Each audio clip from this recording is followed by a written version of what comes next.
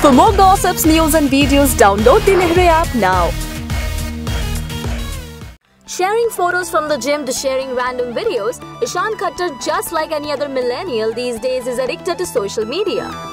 He makes sure to mark his attendance on social media to be a bit specific. However, he has been missing in action lately and fans are wondering what happened to Ishan. But lucky for us, the Dhadak star gave us the answer himself.